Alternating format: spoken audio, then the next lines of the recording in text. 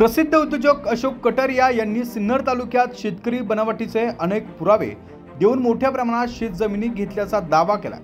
या माध्यमातून शासनाची फसवणूक केली आहे। शासनाने शेतकरी नसताना शेतजमिनी खरेदी केल्याच्या प्रकरणाची चौकशी करावी अशी मागणीच सामाजिक कार्यकर्ते असलेले नितीन सुगंधी यांनी केली आहे। त्यांनी पत्रकार परिषद घेत या संदर्भात त्यांनी अधिक माहिती दिली आहे आणि या दावा देखील केला। कुठल्याही प्रकरणाला हायकोर्टाने स्टे दिलेला नाहीये। आमची विनंती प्रशासनाला, महसूल मंत्र्यांना, मुख्यमंत्र्यांना, उपमुख्यमंत्र्यांना अशी आहे की कुठल्याही प्रकारचा स्टे नसताना सिन्नर तहसीलदार यांनी दिलेल्या आदेशानुसार श्री अशोक कटारिया यांच्या नाशिक शहर, नाशिक जिल्हा, राज्य आणि देशभरातील शेतजमिनींचा शोध घ्यावा व त्या सर्व प्रॉपर्ट्या शासन जमा कराव्यात अशी आमची प्रशासनाला आजच्या या पत्रकार परिषदेतून मागणी आहे। आणि सदरचा विषय आम्ही येत्या हिवाळी अधिवेशनात सुद्धा मांडणार आहोत। शेतकरी नसताना मी शेतकरी आहे याकरता जो काही पुरावा दिला असतो किंवा हे माझे आजोबा होते, हे माझे पणजोबा होते, अशा पद्धतीने त्यांनी एक मोतीलाल मारवाडी नावाने एक दाखला तिथे दिलेला होता, परंतु तो त्यांचा शेतकरी पुरावा तहसीलदार अशोक कटारिया यांनी अशोका बिल्डकॉन लिमिटेड व इतर उपकंपन्यांच्या माध्यमातून तसेच स्वतःच्या आणि कुटुंबियांच्या नावे शेकडो एकर जमिनी खरेदी केल्या। नाशिक, इगतपुरी, त्र्यंबकेश्वर, सिन्नर, निफाड या ठिकाणी कटारिया यांच्या मालकीच्या जमिनी आहेत। कटारिया मूळचे सिन्नरचे रहिवासी आहेत। त्यांच्या कुटुंबात सिन्नर अथवा महाराष्ट्रात कोठेही शेतजमीन नसल्याची खात्रीलायक माहिती आहे। त्यानंतर कटारिया यांनी 1980च्या दशकात पहिल्या वेळी शेतजमिनी खरेदी केली। त्यावेळी त्यांच्याकडे कोणत्याही शेतीचा पुरावा नसताना देखील या शेतजमिनी त्यांनी खरेदी केल्या होत्या। मात्र खरेदी केलेल्या शेतजमिनींच्या 7/12 उत्तराच्या आधारे त्यांनी हजारो एकर शेतजमिनी खरेदी केली आहे। सिन्नर तहसील कार्यालयाच्या संदर्भात दावा दाखल झालाय असं देखील यावेळी सुगंधी यांनी म्हटलंय। तक्रारीत तथ्य आढळल्यामुळे त्यांच्या जमिनी सरकार जमा करण्याचे आदेश महाराष्ट्र जमीन महसुलाचे कलम 84 क प्रमाणे सरकार जमा करण्याचे आदेश केले होते। तहसीलदारांनी प्रतिवादी म्हणून कटारिया यांना म्हणणे मांडण्याची संधी दिल्यानंतर त्यांचा युक्तिवाद अमान्य करण्यात आला।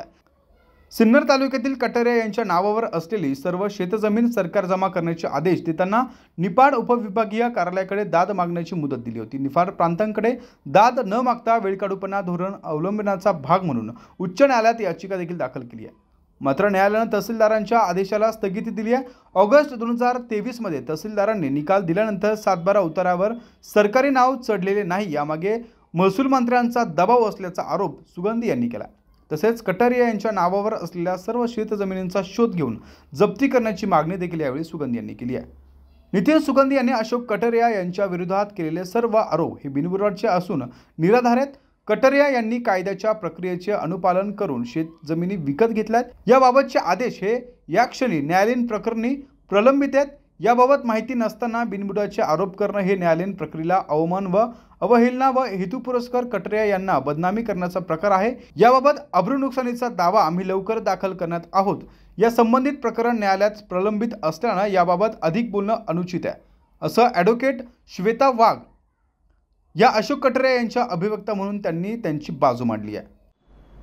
मी श्वेता वाघ, श्री अशोक कटारिया यांची अधिवक्ता असे स्पष्ट करू इच्छिते की नितीन सुगंधी यांनी आज दिनांक 25 नोव्हेंबर 2023 रोजी प्रेस कॉन्फरन्स घेऊन जे स्टेटमेंट दिलेलं आहे ते किंवा जे त्यांच्या विरुद्ध आरोप केलेले आहेत ते अगदीच बिनबुडाचे व निराधार आहेत। मी असे स्पष्ट करू इच्छिते की श्री अशोक कटारियाजी यांनी ज्या शेतजमिनी विकत घेतलेल्या आहेत त्या कायद्याच्या अधिनियमात बसतील किंवा कायद्याच्या प्रक्रियेचे अनुपालन करून त्या शेतजमिनी विकत घेतलेल्या आहेत। यासंबंधी प्रकरण न्यायालयीन प्रलंबित आहेत। न्यायालयाचे तसे आदेश आहेत आणि या आदेशांची माहिती नसताना, प्रकरणांची माहिती नसताना अशा प्रकारचे कुठलेही आरोप करणे, बिनबुडाचे आरोप करणे हे कोर्टाच्या प्रक्रियेचा अवमान व अवहेलना करण्यासारखे आहे।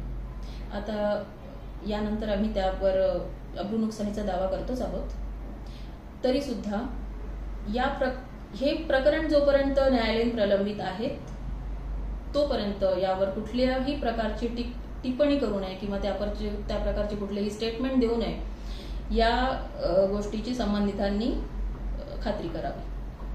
जागर जनस्थानसाठी शुभम बुडके पाटील, नाशिक।